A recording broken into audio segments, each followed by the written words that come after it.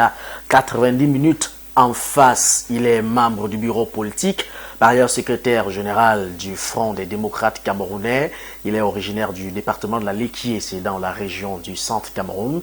C'est un fervent militant du FDC, représentant personnel du président Denis Emilien à Tangana. Bertonois est notre invité dans le cadre de cette émission 90 minutes en face. Bertonois, bonsoir et bienvenue. Bonsoir Omari. C'est un plaisir de vous accueillir sur ce plateau. Merci également de nous faire honneur. C'est moi qui peux vous remercier de me faire honneur, de faire honneur également à la voix du FDC, le Front des démocrates camerounais. Cela ne va pas au gré de tout le monde d'être invité. Et cela me fait comprendre que vous avez quand même vous donné du crédit à notre famille politique. Et le dévolu est tombé sur moi pour venir parler de tout ce qui concernait le parti. Un parti politique qui a quand même un élu et donc par conséquent la possibilité de pouvoir investir un candidat pour les élections de 2025, Bertonois. De toutes les façons, vous êtes légalement reconnu pour, n'est-ce pas, investir un candidat pour les élections présidentielles qui s'annoncent. Si jamais Franck-Emmanuel Biya venait à frapper les portes du FDC, est-ce que ces portes lui seront ouvertes? Pour la question, monsieur Marie, je pense que ce n'est pas l'histoire du nom de quelqu'un. Oui. Le Front des démocrates camerounais est tenu sur les obligations de la loi. La loi a prévu que si quelqu'un est investi, si un parti est investi à l'octroi d'investiture, ce parti peut choisir n'importe qui pour se présenter aux élections présidentielles. Et depuis un certain temps, nos portes sont toquées à tout moment parce que les gens savent que le FDC a le droit d'investiture. Peu importe le champ politique, je pense que, auquel appartient le candidat en question. La loi n'a pas prévu des autres possibilités. Quiconque est camerounais ou camerounaise. Et vous ne craignez pas tout le bruit que cela peut faire au regard de ce genre d'informations, Bertonois? Si vous pouvez avoir des bruits, oui, je pense que la loi ne traite pas des choses qui vont faire le bruit. D'accord. Elle ne traite pas les rumeurs. La loi ne traite pas tout ça. La loi donne la possibilité aux choses d'être faites. Et je pense que présentement, le FDC est bénéficiaire de ce que la loi a prévu. Cela ne veut dire pas que si nous avons ouvert la porte pour ceux qui veulent être investis par notre parti, après avoir fait l'étude des dossiers, justement parce qu'il y aura l'étude des dossiers. Oui. C'est à peu près comme les offres des marchés publics.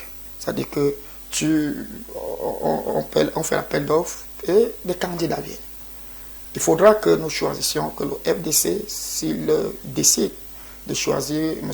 Romaric, que la candidature, la personne qui vient solliciter va dans le sens de ce que nous prévoyons dans notre... Et qu'est-ce que vous prévoyez justement au sein du Front des démocrates camerounais, le FDC, et quelles sont par exemple aussi les modalités qu'il faut remplir en tant que candidat pour pouvoir être accepté par votre bureau politique? Je pense que le moment n'est pas encore indiqué. D'accord. Pour dévoiler l'ensemble de ces réalités. La seule chose qui est prévue actuellement, oui, c'est de dire à tous les Camerounais de tous bords que le FDC est ouvert. Que le FDC est ouvert. Et au moment venu, nous allons, je pense aussi, nous allons dire aux gens quels sont les critères qui peuvent faire en sorte, ou bien qui vont permettre à ce que nous retenions un candidat, si cela est nécessaire. Dans le cas contraire, on peut avoir des candidatures, mais on trouve qu'il n'y a pas une candidature qui coïncide avec ce que nous recherchons et que le bureau politique du FDC décide à ce que le président, pourquoi pas, il peut devenir candidat lui-même. Bertonois, qu'est-ce que vous recherchez concrètement au sein du FDC? Nous ne recherchons rien, M. Romaric, on ne recherche rien. Si la loi ne prévoyait pas, on n'allait pas créer. Nous laissons ce que la loi a prévu, que cela soit fait, et ce n'est que ça qu'on va faire. Alors vous avez certainement aussi aperçu au sein de votre chapelle politique la sortie violente telle que taxée par certaines thèses du ministre de l'administration territoriale Paul Atanga-Ndi qui vise à interdire sur les débats, les plateaux de télévision, les débats autour justement de la vacance très prolongée du chef de l'État. On se questionne également, est-ce qu'il y a des dispositions légales selon vous qui encadreraient, n'est-ce pas, la sortie du ministre de l'Intérieur? Et quelle est l'appréciation que vous faites d'une telle sortie au sein de votre formation politique? Je pense que le Cameroun a prévu un certain nombre de choses. Et nous, les Camerounais, nous sommes là pour respecter ce qui a été prévu selon la loi. Parce que nous allons partir et le Cameroun et la loi vont rester. Et depuis 96, les années 90, il y a eu beaucoup de choses qui ont été prévues au niveau de la Constitution et tout. Et parmi ces choses-là, il y a la liberté d'expression. La liberté de ton. La liberté de tout. Et tout ce que les Camerounais peuvent dire doit rentrer dans le cadre du respect de la liberté. Même ceux qui sont en train de parler, que Bertin Noir parle en restant dans le respect de la marge de la liberté. Et si tout le monde accepte de respecter la liberté, il n'y aura pas de débordement. Et s'agissant donc de la sortie du ministre, je pense qu'il n'est pas question d'interdire, c'est-à-dire d'une manière formelle comme il l'a fait, oui. Comme il l'a fait, mais que lui-même, il entre aussi dans le canevas du respect de ce qu'il doit dire aux Camerounais, et non d'interdire en bloc. Cela suspend ce qui avait été prévu avant, qui est quoi? De s'exprimer. Quelque part, je suis parti dans une émission d'une chaîne de référence aussi, concurrente, où je me suis exprimé là-bas.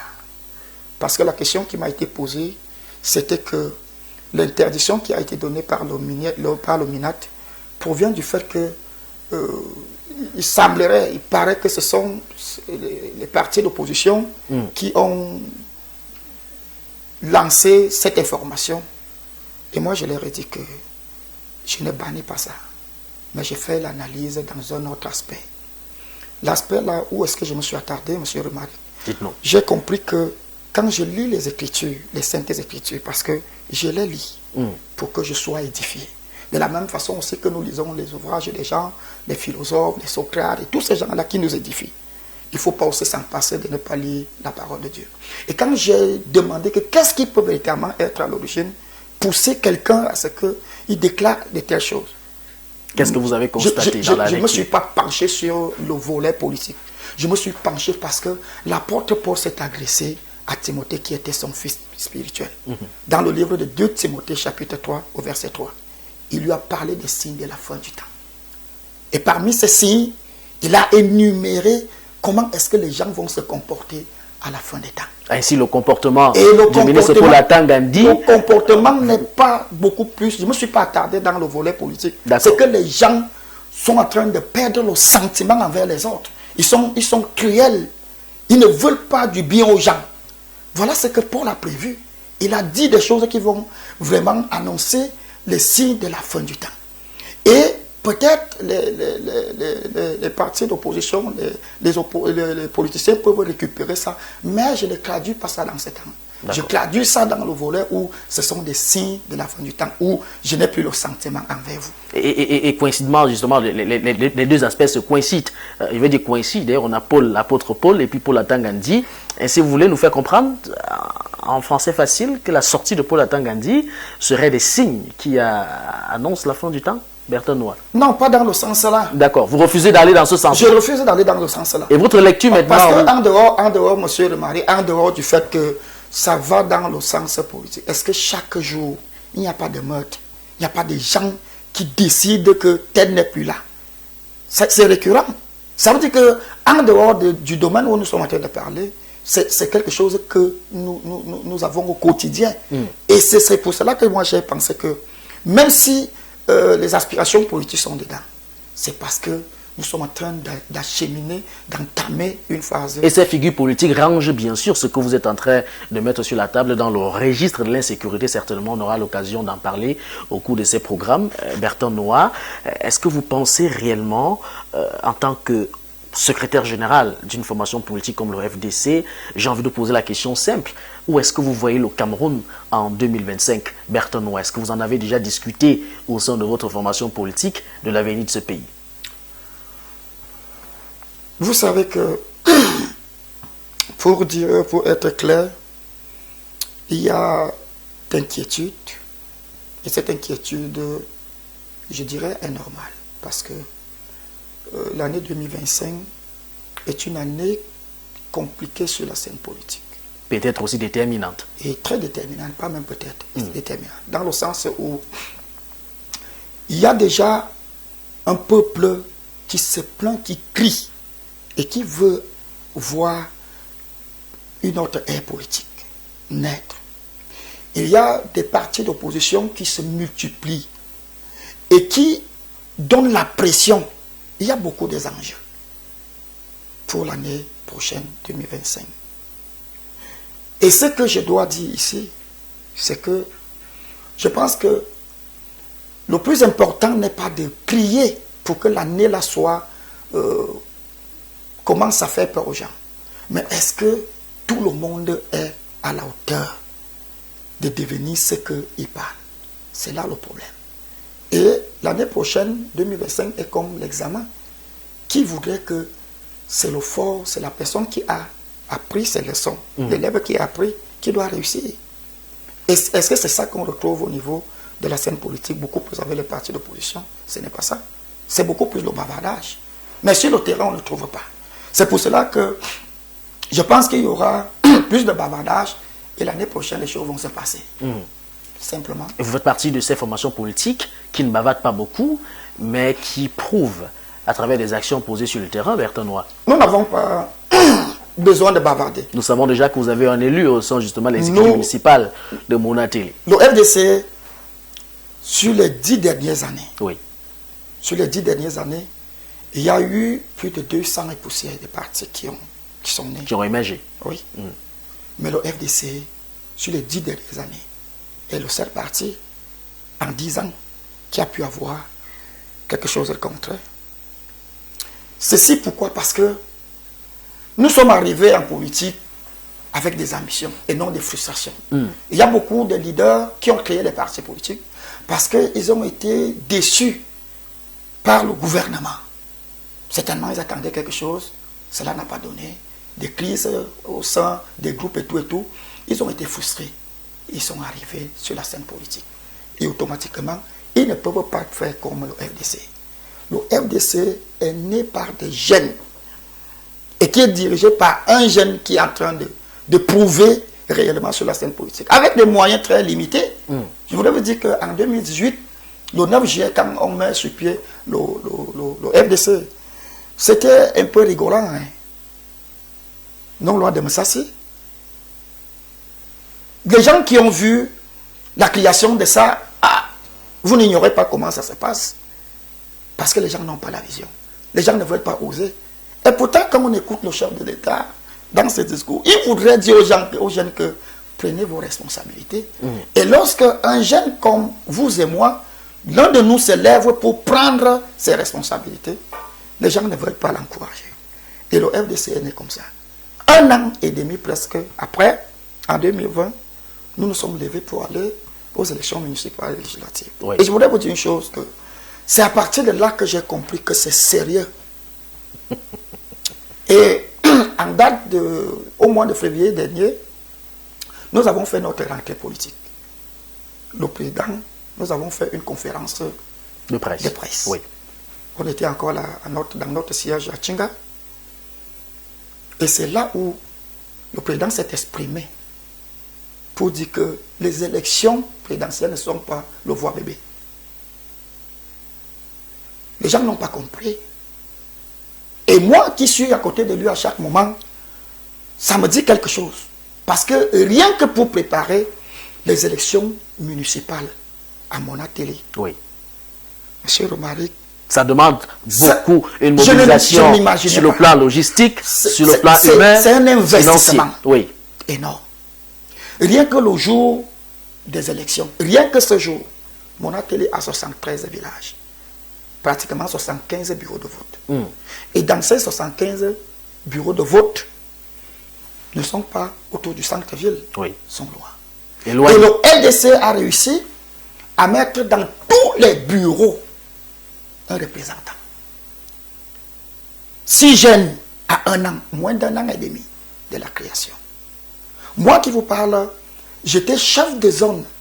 Parce qu'en dehors de chaque représentant dans chaque bureau de vote, Oui. on a encore créé les chefs de zone. J'avais 5 bureaux de vote que je contrôlais. C'est-à-dire que je quitte ici, je tombe à Emombo, je tombe à Bombe, je tombe à Mokolo, je tombe. C'est comme ça, j'avais une moto à ma disposition. Tout cela, c'est pour dire quoi, Bertrand Noir? C'est pour montrer à quel niveau les élections ne sont pas choses faciles. Facile. Ça demande Pour beaucoup de que préparation. nous arrivions à avoir un conseiller. Cela nous a coûté énormément.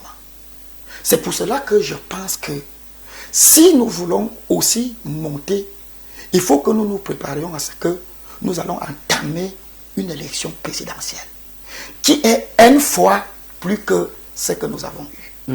Et aujourd'hui, on se réjouit. On se réjouit beaucoup. Et nous avons corrigé certaines petites erreurs que nous avons passé, oui. eues du passé. Parce que pratiquement 4 ans déjà, cela nous a donné encore beaucoup d'expérience sur le terrain. Bertrand Noir, vous ne cessez de parler justement des élections présidentielles pour 2025.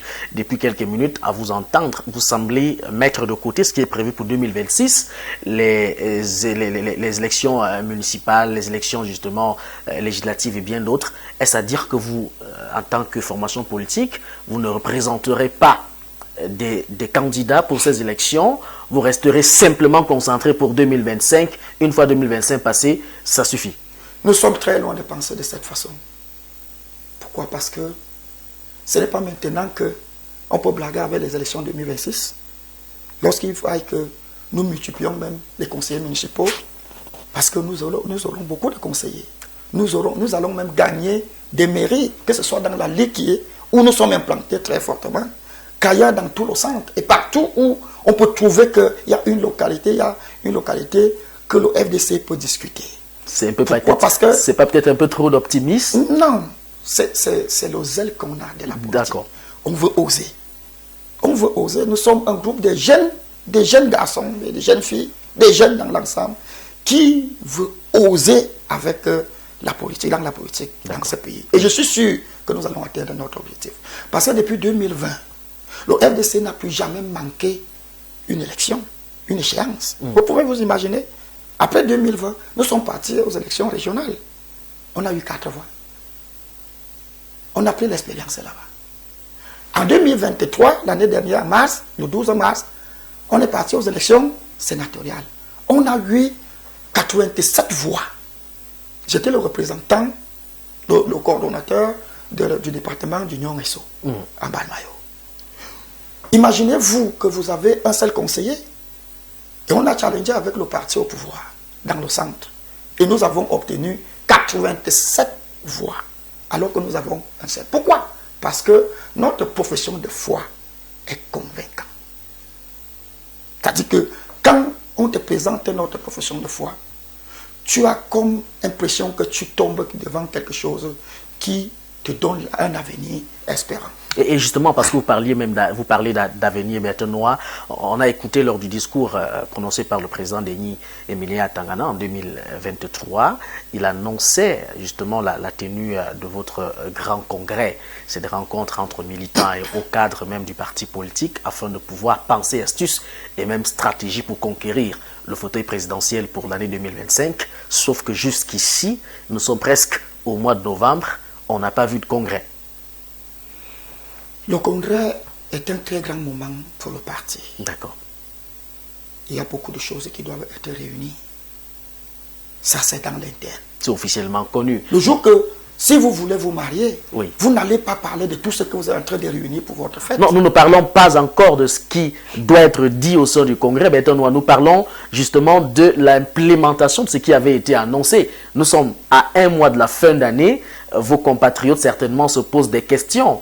C'est également qui veulent croire en vous, se demandent finalement, un Congrès annoncé, ça fait près d'un an aujourd'hui, où en est-on? Est-ce qu'on ne va pas également vivre sous le coup de ces promesses et qui n'auront pas d'aboutissement? Il est tout à fait normal que les gens, quelqu'un peut exprimer ses attentes. Oui. Mais je pense que jusqu'ici, nous sommes en train de préparer le Congrès. Il aura bel et bien lieu. Je pense qu'il y aura encore. Vous pensez? Je pense. Vous n'affirmez plus? Je pense qu'il y aura. Il y aura. Pourquoi? Parce que il n'y a rien encore qui s'est déjà passé pour que ça soit décalé. C'est le président qui a donné ce mot. Alors, si vous, secrétaire général, vous pensez... Je pense que la date qui avait été, la période qui avait été... Ça devient limitatif. Non, non, non, non. Je pense que c'est ça. Parce qu'on avait communiqué qu'on va tenir un congrès en fin d'année de cette année. 2024. Et je pense que c'est encore ça. D'accord.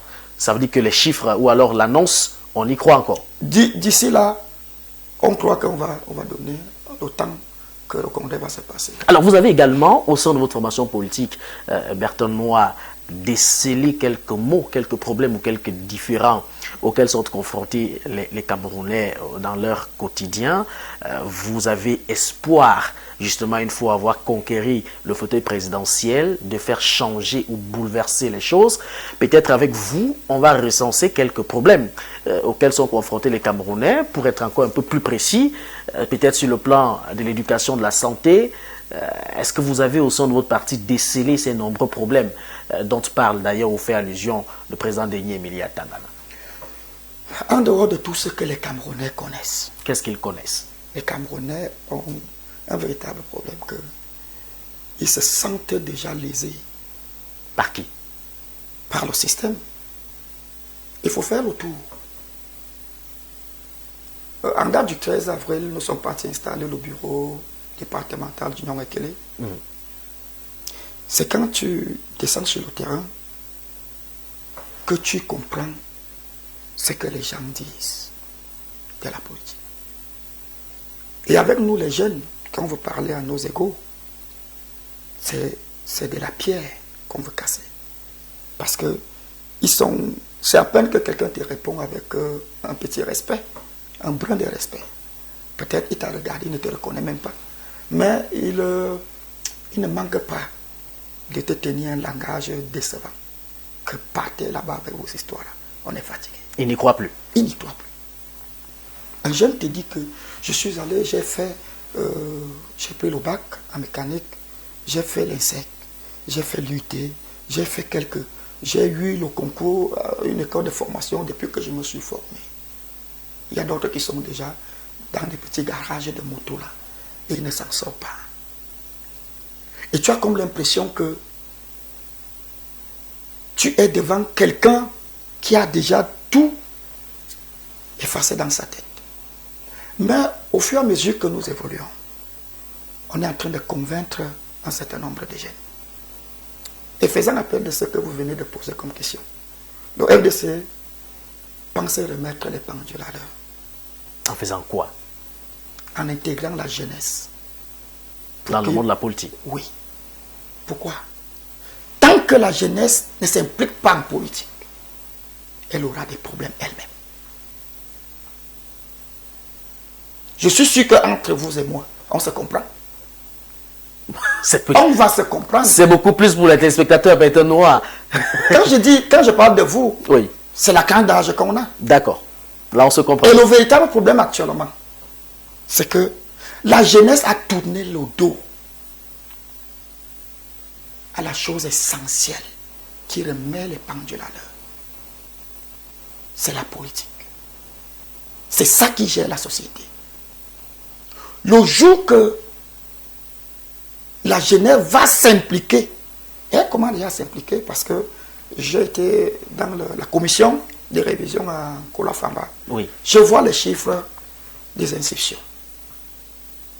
Et au niveau de notre ligne politique, je ne peux pas manquer des informations. Ça donne espoir. Et ça nous fait comprendre que le message est en train de passer. Comparativement peut-être à l'année 2020. 4 ans aujourd'hui, ce n'était pas comme ça. Vous parlez certainement des inscriptions massives sur les listes électorales, donc l'échiquier a certainement gonflé pour cette année 2021. Ça monte et ça nous fait comprendre que le message et le travail sur le terrain est en train d'évoluer et de convaincre les gens. Et je me dis que si cela continue en 2025, ce qui est sûr, il y aura des résultats, peu importe les résultats, mais ça va encore bousquer beaucoup de jeunes à ce que 2026 soit terrible. C'est même 2026 parce que en 2026, les élections municipales et législatives demandent beaucoup plus de gens. Mais les élections présidentielles, c'est une seule personne. Une seule personne. Et si le message commence à passer maintenant, 2025 sera plus que ce que nous, on est en train de parler là en 2022. 2026 sera plus que ce qu'on est en train de parler en 2025. Et est-ce que justement pour que la marmite au feu puisse certainement faire cuire les aliments, je parle ici de la préparation intense, est-ce que vous ressentez au sein du FDC être à la hauteur justement en matière de préparation, contrairement à d'autres formations politiques? Est-ce que vous avez l'impression que les choses avancent au sein de votre formation politique? Les choses avancent considérablement. Pourquoi? Parce que du jour au lendemain,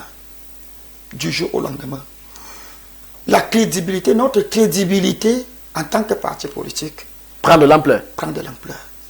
Et cela ne peut pas être contesté même au plus grand jalon. Et comment faites-vous mesurer cette crédibilité, Bertrand Ouassi? À travers quelle action, par exemple? La crédibilité, déjà, c'est par rapport aux gens qui nous abordent. Il y a beaucoup de gens qui nous contactent. Peut-être aussi pour vous sonder. Non, en dehors de ça, je ne peux pas balayer ça. Ça peut être ça, mais il y a des gens, quand ils nous abordent, les questions et tout ce que cela comporte démontrent qu'ils sont intéressés. Nous avons fait dernièrement notre 5e anniversaire du FDC. Ça a été des moments très, très merveilleux pour parler de notre parcours en 5 ans. Et c'est même l'un des grands événements jusqu'ici qui a amené les gens à comprendre que le FDC est un parti d'avenir. Lorsque nous avons clôturé à l'hôtel Franco, juste après, des téléphones ont commencé à sonner. Et à la sortie de cet événement, nous avons commencé à implanter de telle sorte que les gens vous appellent, vous disent que nous, on est disponible pour que on représente le parti dans telle localité, dans tel ordre. Avant, on n'était pas partout dans le centre. En effet. Maintenant, nous sommes déjà à Konoulinga. Et je vous note ici que, en dehors de ce qui s'est passé le 20 mai dernier, ça allait être terrible. Le 20 mai de 2023, nous avons défilé énormément dans le centre. Parce que nous pensons qu'il faut aller progressivement en fonction de nos moyens. Alors, loin de nous, Bertrand, juste pour apporter de la lumière dans les cœurs de ceux qui nous regardent à la maison, il y a eu beaucoup de questions autour de la rencontre du président Denis Emilien à Tangana et le ministre Henri Yébé à ici. On a vu les deux personnalités justement sur une photo bien caricaturée, mais les Camerounais voudraient bien savoir finalement, est-ce que Henri Yébé ici, on connaît son influence justement dans l'allée qui est son poids politique, serait-il en train de tendre la main à Denis Emilien à Tangana, ou alors serait-il en train de lui demander, jeune homme, s'il te plaît, calme-toi, dans la laitier, on verra comment gérer un certain nombre de choses. Les analyses et les commentaires ne sont pas refusés. Nous sommes en train de vouloir changer la forme politique au Cameroun. Et laquelle forme d'ailleurs? C'est un champ qui crée les divisions. Monsieur Romaric, ce n'est pas parce que les clans. Vous travaillez ici dans Horizon 3 que vous ne devez pas être en harmonie dans la société avec quelqu'un de l'autre côté, que je ne vais pas citer le nom. Bertrand, on parle quand même de politique. Non, non. La politique n'est pas un champ de haine et de bataille. Mais il y a quand même des calculs. C'est une idéologie. Il y a des calculs. C'est vrai qu'il y a des calculs. Oui. Il y a des calculs, mais nous restons frères. D'accord. Dans la laitier, je voudrais embrayer là. Nous sommes en train de mettre sur pied un mouvement politique. Un mouvement politique. Justement, pour impacter notre département. Nous, les jeunes, la jeunesse. La jeunesse active qui est sur le terrain, qui veut devenir une nouvelle classe politique dans la Ligue. Où je n'ai pas besoin d'aller me cacher pour causer avec quelqu'un qui est du PCRN. Comment font des joueurs? Ce n'est pas parce que le Barça joue avec le Real que du moment où on discute le ballon pour chercher les points, on ne va pas se changer le maillot et se saluer. C'est ça que nous voulons changer. Il faut que nous sachions que la politique est un jeu. Tu es libre de défendre ton parti.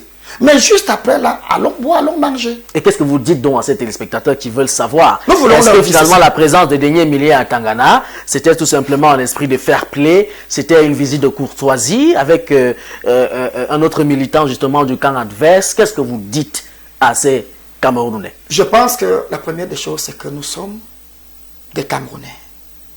Et c'est même une bonne image. C'est une bonne image. Il faut enlever dans la scène politique cette mentalité de division qui crée d'autres choses que nous savons chaque jour. Et de deux, nous sommes de la Ligue. Nous sommes de la Ligue.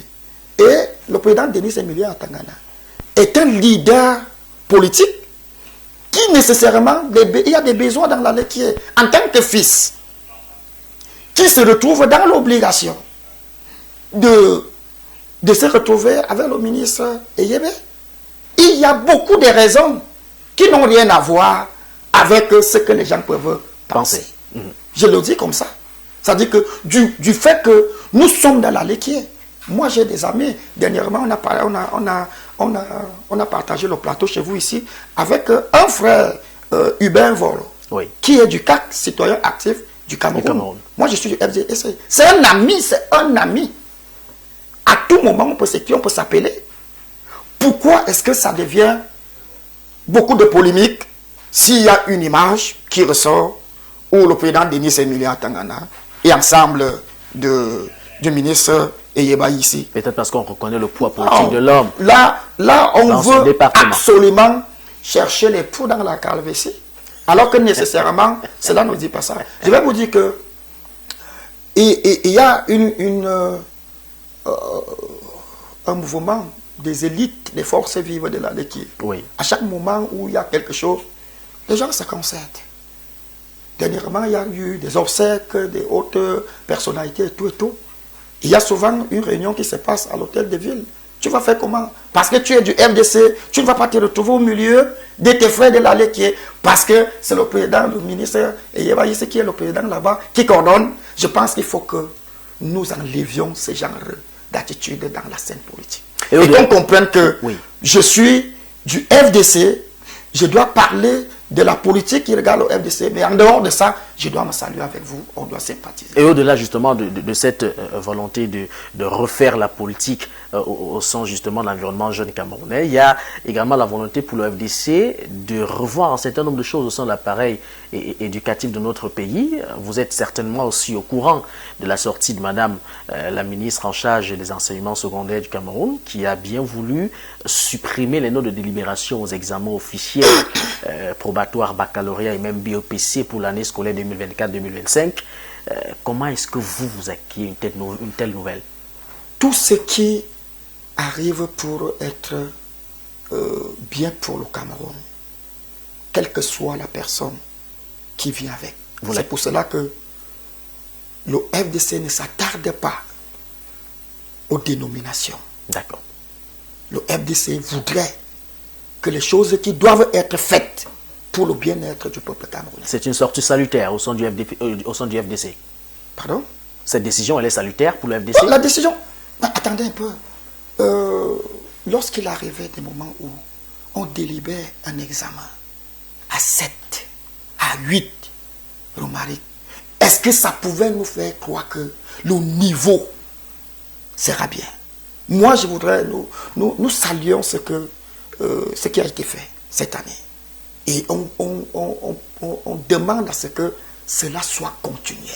Même si c'est une décision qui viendra retarder un certain nombre de candidats, quand on sait également que le système éducatif, il y a quelques décennies derrière nous, n'est pas le même aujourd'hui, vous ne vous inquiétez pas du fait de l'abondance? Justement parce que si déjà nous critiquons déjà le système éducatif, Oui. il vaut quand même la peine que les candidats au niveau des examens, qu'il y ait une rigueur. Qu'il y ait une rigueur. Parce que si ça se passe où le système est ce qu'il présente et on arrive à réduire les notes de délibération lors des examens, ça devient terrible. La rigueur peut aussi être dans la mesure où, voilà, sophistiquée. Les surveillances peut-être aussi. Il n'y a pas un peu de légèreté lors des surveillances, vous ne pensez pas? Il peut y avoir de légèreté parce que depuis un certain temps, que ce soit les surveillants ou les correcteurs, oui, ils ont un problème. Ils ont un problème. Lequel, et je le dis ici, il faut que cela s'arrête. Lequel? Dites-nous le problème. Beaucoup n'arrivent pas à rentrer en possession de leur droit de correction. D'accord. Je me souviens, une année, il y avait des pleurs. On déplace quelqu'un de mon atelier pour Obala, pour aller corriger le bac. Le bac la sort. Au point où l'élève qui a réussi, il a fait un examen, un concours sous réserve, il a pris. Il commence à aller travailler jusqu'à gagner même l'argent. Mais la personne qui corrigeait le bac là n'a pas encore perçu son argent. Il faut que l'État, le ministre, arrête ça avec l'OBC. Parce que cet argent est prévu, c'est du ticota. Ça doit être du ticota. Vous finissez de corriger et on vous paye. On vous paye. Mais je ne sais pas pourquoi ça refuse d'être exécuté. Il y a un de mes frères à Banganté, je ne pense pas qu'il a déjà vu. Donc, si on peut arriver à corriger ce souci, ça va aussi faire un pas au niveau de l'enseignement. Parce que vous vous imaginez que les gens qui se sont assis pour corriger un examen qui va donner un certain niveau à quelqu'un, ces gens-là, à la fin, ils se retrouvent qu'ils n'ont pas perçu leurs indemnités. Et que dites-vous justement, puisque vous parlez des indemnités, mettons sur la table les conditions de travail de ces enseignants qui, au jour le jour, ont même déjà formé certains mouvements. On parle justement de ceux-là qui revendiquent un certain nombre de choses. Et quel est le sentiment que vous, au sein du FDC, vous avez pour eux, et également ces enseignants qui sont abandonnés dans certaines localités, qui enseignent depuis des décennies, n'ont jamais vu la couleur du soleil de la ville, on ne sait pas exactement ce qui se passe. Est-ce qu'au sein de votre cahier politique, vous avez pensé à tout cela et qu'est-ce que vous comptez faire pour justement sortir de l'auberge? Ce qui est injuste ne peut pas être salué au FDC. C'est pour cela que nous avons salué. Vous avez apprécié nous avons salué la suppression justement de la note de libération? Nous avons salué ça. D'accord. Et nous avons salué l'acte que le ministre Ngale avait fait quand il était arrivé aux enseignements secondaires. Oui. Il a... Les enseignants de la ville, au village. Oui, les enseignants du village ont goûté aussi à la ville. C'était tellement appréciable, oui, ce genre de travail. Il faut que les autres... Si c'est le Cameroun c'est le Cameroun sur toute l'étendue. Pourquoi quelqu'un reste ici, là, au lycée Leclerc? Pourquoi il reste seulement ici? Qui se retrouve quelque part, je ne vais pas citer le nom pour ne pas dire que tel endroit est ici ou ça, nous tous on connaît.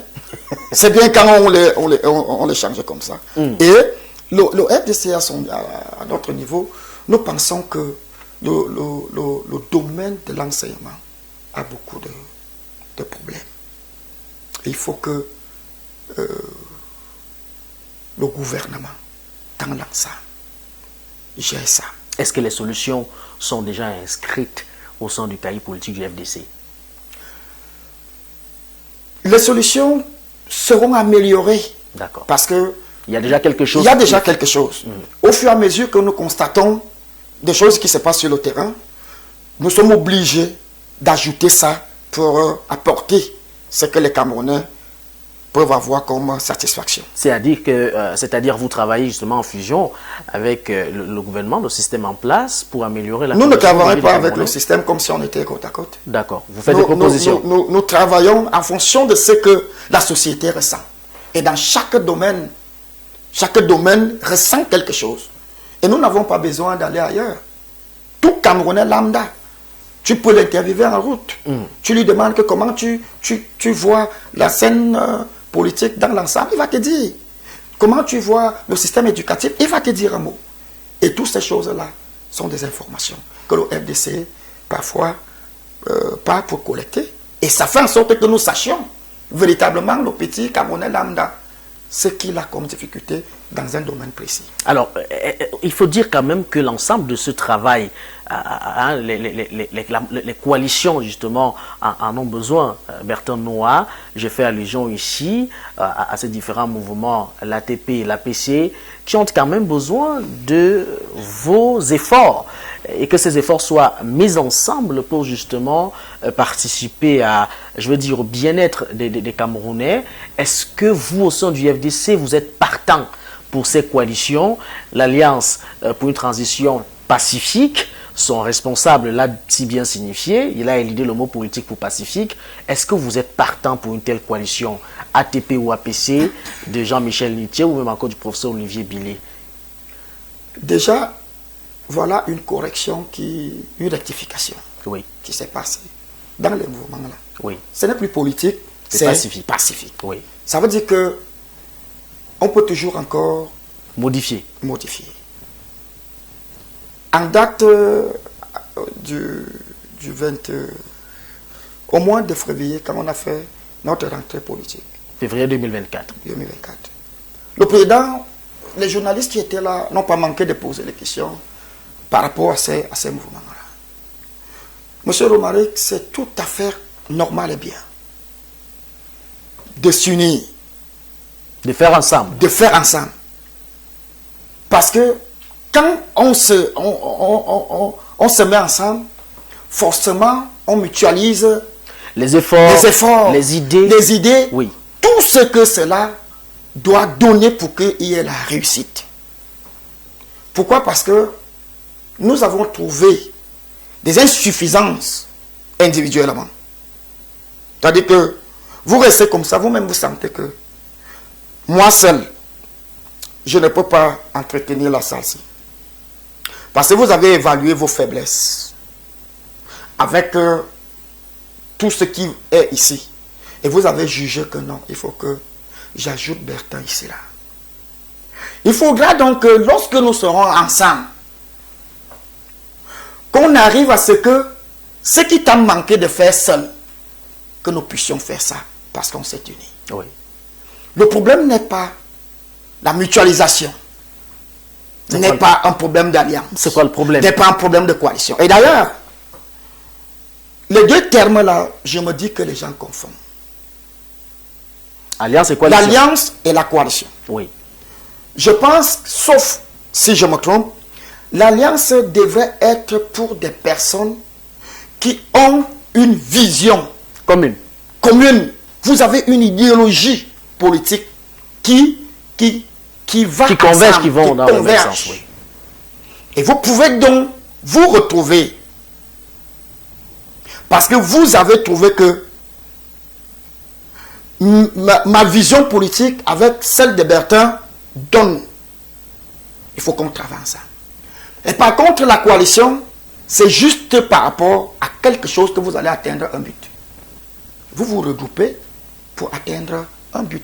Ça n'a rien à voir avec vos idéologies. Et le FDC ne refuse pas. Mais sauf que cela doit être bien pensé, bien traité, bien travaillé jusqu'au fond, à partir du fond, jusqu'à ce que ça porte les fruits. Parce que ce n'est pas aujourd'hui, en 2024, que la coalition ou bien les alliances sont nées. Tout à fait. Ce sont des termes et des idées qui ont été pensées bien avant. En 92, on a la question, c'est donc de savoir, monsieur le Marais, qu'est-ce qui n'a pas donné pour que ça échoue? Est-ce que nous avons retenu ce qui a fait en sorte que Les alliances là où la coalition, l'équation n'aboutissent pas. C'est là le problème. Et le président du FDC, Denis, a laissé à ce que, il faut que, pour que les gens se réunissent, il faut qu'ils soient sûrs qu'ils mettent sur pied quelque chose de sérieux. Et nous avons présenté 11 piliers pour que le FDC adhère.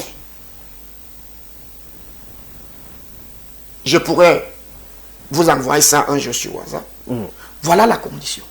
Que si vous voulez que le FDC soit des vôtres, voici les 11 piliers qu'il présente. Si vous êtes d'accord, la coalition n'est pas mauvaise, ni l'alliance. On va faire avec vous. Mais si ça va dans une base qui n'est pas réellement fondée, une base sérieuse, mieux que le FDC continue sa petite marche. À vous entendre, on retient tout de suite que le FDC ne fait pas partie, pour le moment en tout cas, des coalitions ou encore vu des alliances. Que les coalitions qui sont formées, il y a des leaders qui sont venus voir le président. D'accord. Et le président a répondu. Quel leader par exemple? Les leaders. Ils n'ont pas de nom. Je voudrais faire taire leur nom ici. Nous sommes à l'antenne. Si. Bertrand Noir. Ouais, on doit dire la vérité aux Camerounais. On doit dire la vérité aux Camerounais. Voilà. Mais ça vaut la peine de garder. D'accord. Ça vaut la peine de garder. Ils sont venus. C'est pour cela que le président a proposé les 11 piliers que le FDC présente aux gens qui veulent faire des alliances et la coalition. Pour que ça donne quelque chose de sérieux. Ce que nous constatons au jour d'aujourd'hui, c'est que les qui entraînent ces formations-là, ces coalitions, ces alliances. Ce sont des leaders de formation Vous politique. ne pouvez pas, monsieur Romaric, il faut être sérieux. L'Alliance pour la transition pacifique il faut est bel et bien conduite par le président du Parti des Libérateurs, le professeur Olivier Billet, Bertrand Noir. C'est un fait, c'est connu. Et puis l'ATP également est conduit par Jean-Michel Nietzsche. Je vais parler de l'APC. Sur les deux que vous avez cités là, quel est le parti qui a l'impact sur le terrain? Vous êtes avec eux sur le terrain, dites-nous, Bertrand. On ne trouve pas. Si à plus de 5 ans, pour que le FDC se retrouve aujourd'hui qu'il a l'investiture, ça n'a pas fait 5 ans. C'est parce que nous sommes sur le terrain et on communique, on parle à la population. Et c'est cette population qui nous donne la crédibilité pour que nous ayons un conseiller. En d'autres termes, ces acteurs politiques parlent plus. Moi, je pense que si vous partez à l'école et que vous arrivez en terminale sans diplôme, sans problème, même si vous avez un niveau, un bon niveau, ce qui sanctionne le niveau de quelqu'un, c'est quand même un parchemin, un diplôme, M. Romaric. Donc, il faut quand même quelque part que les gens qui sont en train de travailler d'une manière concrète s'expriment. Nous connaissons des gens qui travaillent et ils ont des résultats. Ils ont les diplômes de ce qu'ils font en termes de politique. On peut les citer ici, Bertrand Noir. Voilà, ça ne fait du mal à personne. Allez-y, dites-nous.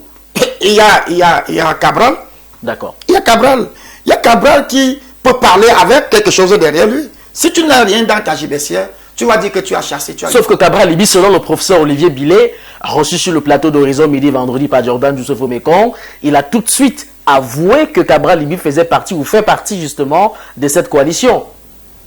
Là, il n'y a pas de problème. Tout au moins, si Cabral parle, on va quand même voir quelque chose qui est derrière, dans son sac, qui traîne quelque chose. Mais les gens qui veulent être des leaders dans ces alliances et coalitions, qu'ils travaillent, qu'on les trouve sur le terrain. En d'autres termes, le FDC refuse de faire partie justement de ces alliances ou coalitions parce que vous estimez au sein de votre chapelle politique que vous ne pouvez pas aller tendre un gobelet plein à celui qui n'a pas fait un effort pour remplir le gobelet. Justement. Justement. Et en dehors de cela, c'est pour cela que le FDC a présenté les 11 piliers qui voudraient que si tu veux solliciter le FDC à te joindre, oui, tu prends ce qu'il te propose. Et c'est tout.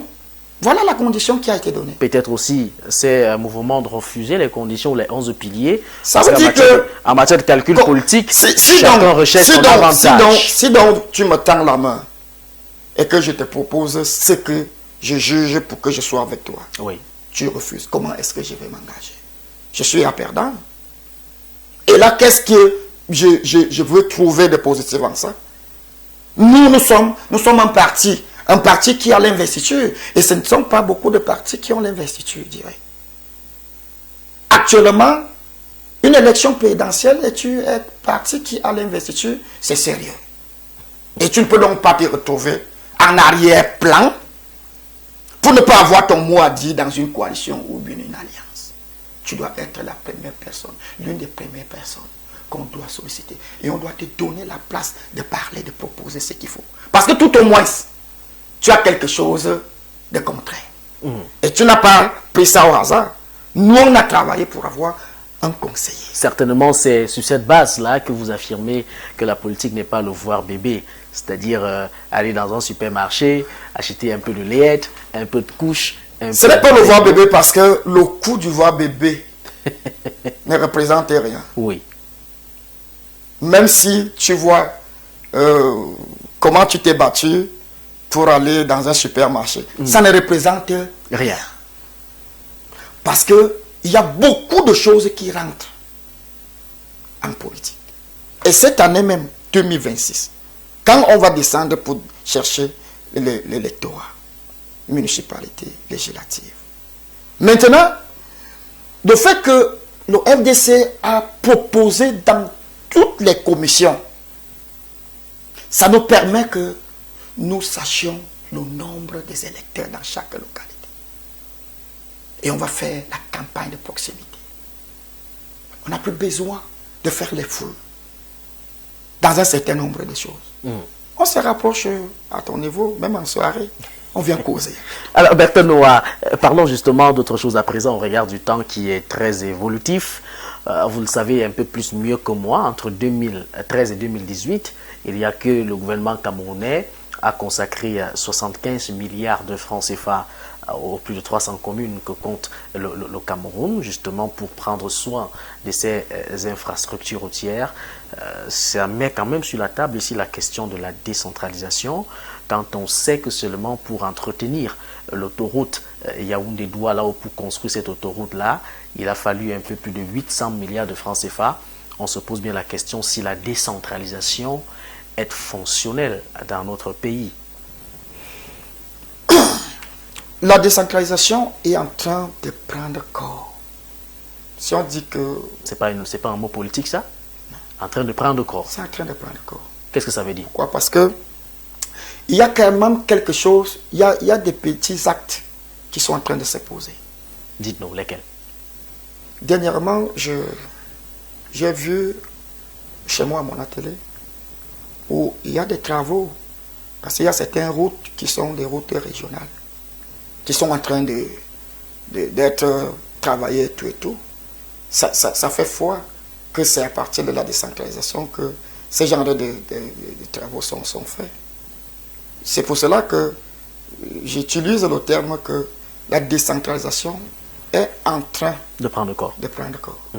Mais au regard de la nécessité qu'on veut, qu'on recherche, ça ne satisfait rien. On peut dire en un mot que ça traîne énormément parce que tous les maires sont bloqués.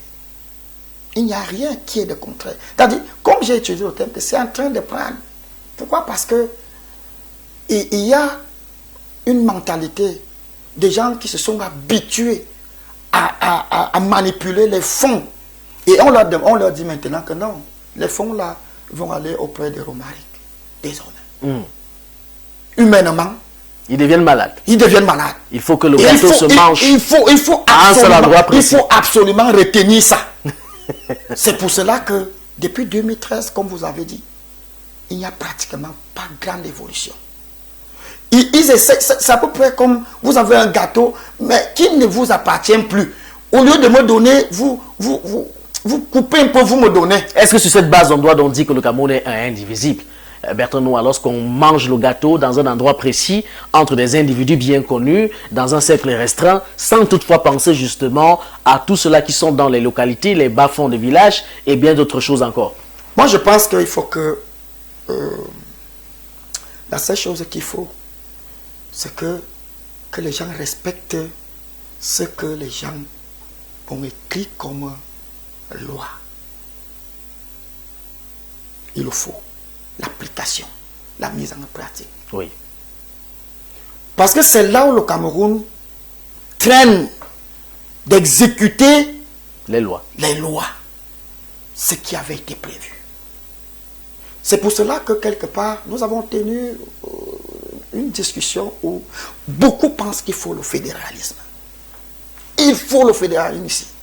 Ben, il faut, parce que moi je leur ai dit que ce n'est pas prévu actuellement dans la Constitution. Ce qui est prévu, c'est un État unitaire décentralisé.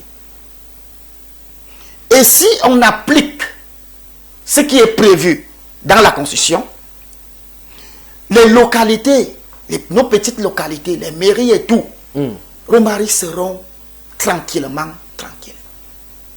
Et c'est dans ce sens que le président du Front démocrate camerounais a parlé de la répartition. C'est-à-dire que l'État central, qui est le gouvernement central, il prend ses 40%. Il sait que dans ces 40%, c'est pour gérer les problèmes qui sont à mon niveau. On prend les 30%, on remet ça aux régions. Après, les 30 autres %, on met au niveau de CTD. Et je suis sûr... Les collectivités territoriales décentralisées. Et c'est à partir de là, imaginez-vous, si on donne 2 milliards à une localité, à une commune comme Bachenga, qui a moins de 20 villages, dites-moi un peu. Dites-moi, comment Bachenga ne sera pas, en un temps de mouvement, il ne sera pas explosé. Si on prend 2 milliards, on donne à un arrondissement une mairie comme Eligé Fumo, qui a 25. Tout en espérant que la moralité de ce justement, et là maintenant, la regard à la gestion de ce qu'on va mettre à la disposition de CTD sera donc mise en application. C'est-à-dire que les maires, à ce moment-là, ils seront donc suivis pour respecter ce qu'ils doivent faire avec les argents-là. Vous prenez 2 milliards, vous donnez à une mairie comme Evodula qui a 44 villages.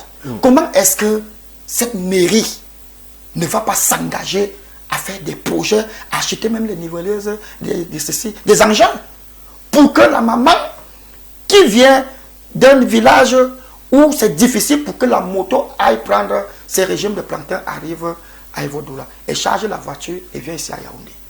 Moi je pense que si nous respectons ce qui a été prévu dans la Constitution, avec l'État unitaire décentralisé, le Cameroun va avancer.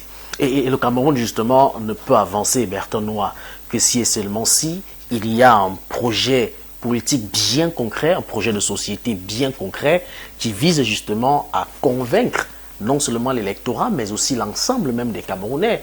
Maintenant, la question est celle de savoir, est-ce que vous, en tant que formation politique, vous en avez? On a l'impression tout le temps d'assister dans les chaînes de médias à beaucoup plus de bavardage que des pratiques, justement, sur le terrain. Est-ce que le FDC fait quand même la différence? Si oui, comment? Concrètement, qu'est-ce que vous apportez à vos populations, Bertonois? La réponse est simple. La réponse est que en 5 ans, je dis qu'en 5 ans, voici le FDC qui a l'investiture. Et qui n'est que donné, il y a 3 possibilités. C'est l'investiture du FDC. Oui, est-ce que le Camerounais gagne justement dans cette investiture? Attendez. Si nous avons déjà pu avoir l'investiture aujourd'hui, ça veut dire que nous avons proposé quelque chose aux gens, quelque part, ils ont cru en nous. Et nous sommes partis encore aux élections sénatoriales, quelques personnes et une seule voix. Lors d'une élection sénatoriale, ça compte au moins 2500 à 3000 dans l'ensemble. C'est parce que nous avons une profession de foi qui est tellement attractive, qui séduit. Et pour des esprits qui sont vraiment bien, ils nous donnent, ils nous écoutent, ils nous comprennent et ils pensent que ces jeunes peuvent faire mieux. Et en retour, qu'est-ce que vous leur donnez? Nous leur demandons encore. Pour le moment. Pour le moment. Pourquoi? Parce que il y avait quelques complicités. Je parle de la mairie dont on représente. Oui. Où, pendant les délibérations de... La mairie de Monatélé. Oui. Le président Denis Emilien Tangana a stoppé beaucoup de choses. Il y avait une forme de parodie. C'est-à-dire que les gens ont déjà décidé avant même que le conseil ne siège. Un jour, il a arraché, donnez-moi aussi, je sais, il a pris, il a mis ici. Ah oui, il a mis. Rien que du fait que le FDC se retrouve à l'exécutif communal de Monatélé, ça a impacté, ça a changé quelque chose. Et si, en 2026, le FDC prend la mairie de Monatélé, entièrement, comme on va prendre? Parce qu'on va prendre. On est sur le terrain. Vous êtes très optimiste. On est sur le terrain, on va prendre. Je vais vous dire une chose. Que en 2020, quand je battais la campagne au village chez moi, on dit que la charité bien ordonnée commençait par soi. Ouais. C'est là où j'ai été heureux intérieurement de voir que les gens me comprennent, ils me donnent la confiance. Jusqu'au point où nous avons donné des chiffres qui aujourd'hui nous ont donné une place que nous avons. Et ce que nous leur demandons aujourd'hui, M. Romari, dites-nous, c'est que nous sommes reconnaissants déjà de ce que nous sommes déjà actuellement. Parce que aller au présidentiel, il y a certains partis politiques qui n'iront jamais. Au grand jamais. Parce qu'ils n'ont rien. Et si aujourd'hui, à moins de 5 ans, nous sommes déjà ce parti qui a l'investiture, c'est grâce à vous. Nous voulons prendre la Léquier. Nous voulons prendre le centre.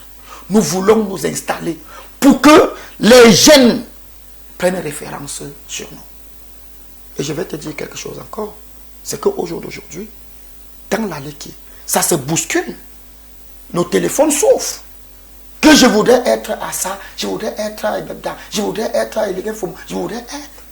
Et dans bientôt, c'était hier que certains jeunes de Eliguen-Foum me disaient qu'ils vont s'asseoir aujourd'hui pour faire déjà leur bureau sophistiqué. Est-ce que ce n'est pas trop beau pour être vrai, Bertrand Noah, un bon parolier, comme peut-être certaines populations peuvent bien le penser? On voit Bertrand Noah nous dire des choses aussi de manière simple, de manière aisée. On a l'impression qu'il nous met un peu de cuillère dans la bouche. Mais Bertrand Noah, concrètement, dites-nous, est-ce que ces populations, en vous faisant confiance, bénéficieront en retour de votre travail abattu sur le terrain?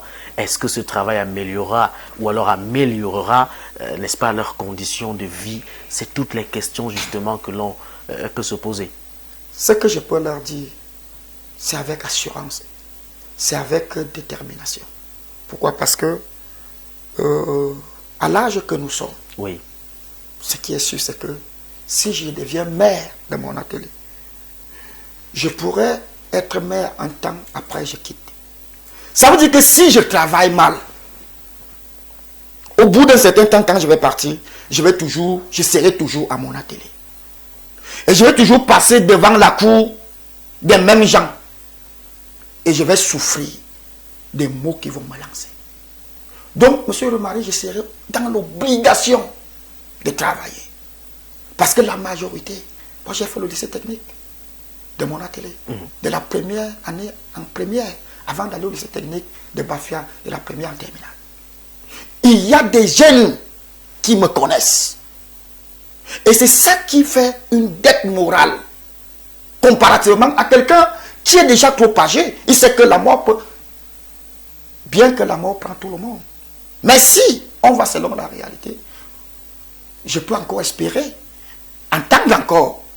Et si je deviens maire ou bien député à l'Équier Ouest, parce que l'Équier Ouest, c'est mon atelier, et Vodoula, Lobo, Okura. 2 députés.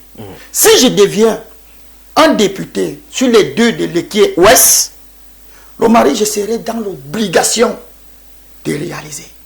Parce que je me dis que le mandat qui vient, si je ne fais rien, je n'ai même rien, personne devant, pour imposer ma candidature. C'est mon travail qui va sauver, qui va parler en ma faveur. Oui. C'est le pourquoi on leur dit que votez nous qui sommes jeunes, parce que nous serons avec vous.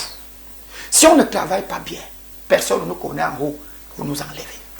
Bertrand Noah, pour sortir, vous nous faites comprendre aujourd'hui que vous êtes un jeune et vous militez justement pour que les jeunes s'investissent totalement dans le champ politique camerounais. Ça veut dire que vous êtes d'accord avec la sortie du jeune Ibrahim Iché, président du parti Action, qui a, fait une sortie pour clairement donner sa position au sujet de la candidature de Maître Keremouna. Vous, qu'est-ce que vous dites de cette candidature, vous qui êtes également pour une transition générationnelle? Déjà, c'est pour sortir. Maître Keremouna est un baobab, oui, sur tous les plans. Mais je vais parler pour moi-même. Oui. Que si je pouvais causer avec lui, de face, en face, j'allais lui dire que, maître, il t'a manqué quelque chose. Qu'est-ce qui a manqué à Maître Keremouna? Il a manqué à Maître Keremouna d'être porteur personnel d'un parti et de placer ce parti pour devenir un parti de référence qui coïncide à sa crème. Peut-être il se dit de ne pas avoir la capacité. Parce que Maître Keremouna doit être à plus de 30 ans dans la scène politique. Il devrait avoir un parti.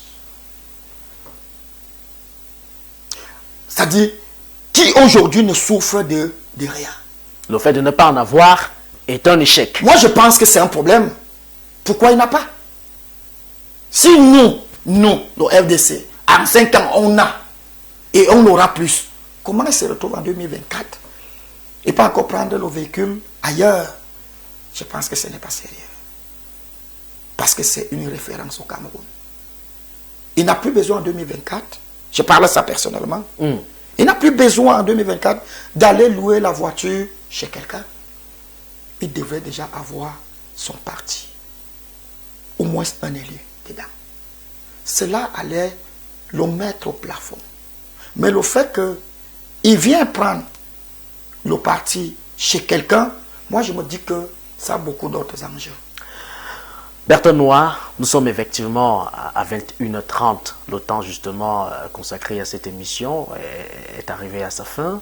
On vous donne quand même en quelques secondes de dire un dernier mot, non seulement aux Camerounais qui vous regardent, mais aussi aux militants sympathisants du FDC. Peut-être les portes du FDC sont ouvertes pour ceux qui voudraient bien être investis pour les élections présidentielles 2025 et même législatives. C'est par là qu'on sort ou bien? Merci. Merci déjà. Ce que je dis pour conclure, c'est que je voudrais demander à la jeunesse de prendre leur destin. Il y a un slogan que le RDPC utilise souvent lors de ses meetings. Jeunesse, il est l'heure. Jeunesse, il est l'heure. C'est ce que je leur dis maintenant. Il est l'heure de prendre les responsabilités pour notre pays. Parce qu'il y a beaucoup qui ont 25 ans. La loi prévoit pour être conseiller municipal, il faut avoir 23 ans, je pense bien. Ça veut dire que ce n'est pas nous qui avions écrit ça. Et si tu as déjà 23 ans, prends ton destin. Aussi longtemps que les jeunes vont tourner le dos à la chose politique, ils prennent les décisions dans la société, personne ne se souviendra d'eux. Et à cela, donc, qu'ils multiplient, qu'ils s'inscrivent sur les listes électorales pour que, aux prochaines séances, ils viennent. Pour ce qui vient des candidats, il y a des gens qui toquent à notre porte pour les présidentielles. Oui. Nous laissons encore le temps. Par rapport à nos choses, au moment venu, nous allons fermer.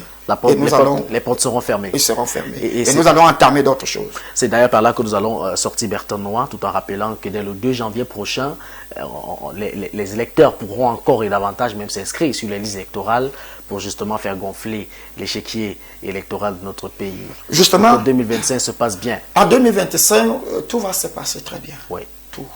À partir du 2 janvier, nous sommes dans un projet, le projet, la plateforme de la société civile pour le renforcement des institutions.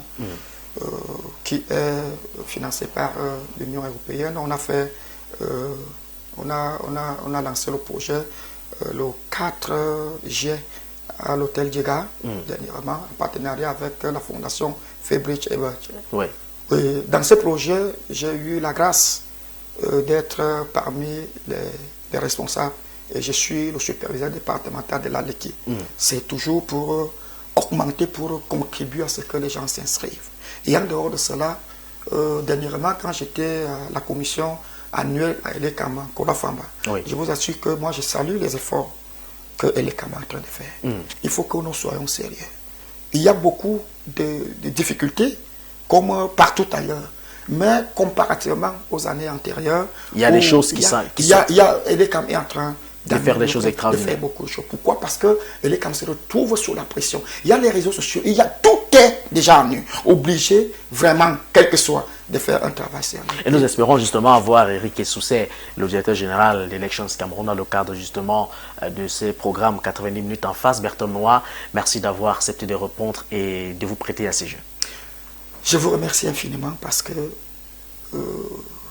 cette maison, c'est là. Je suis arrivé, c'est plus d'une fois. En effet.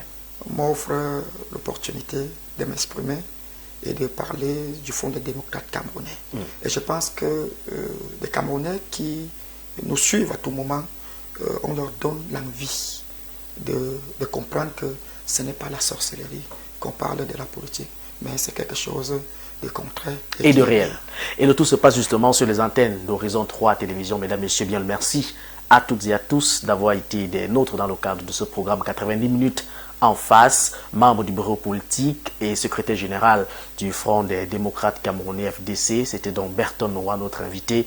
Je vous donne rendez-vous à dimanche prochain avec un autre invité qui aura 90 minutes en face. Bonsoir à toutes et à tous.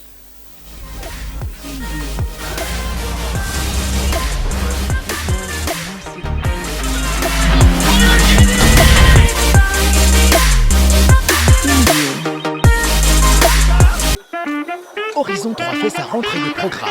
Une nouvelle grille d'antenne. Soft, plus fun, smart, plus dynamique. 3 fois plus de cinéma d'action, 3 fois plus d'émotion.